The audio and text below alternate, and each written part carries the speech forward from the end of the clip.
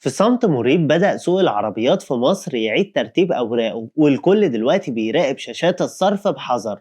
الدولار كسر حاجز ال 52 جنيه، والحكاية المرة دي أكبر من مجرد سعر عملة، دي أزمة عالمية وتوترات قلبت حسابات الشحن والتأمين في المنطقة بالكامل.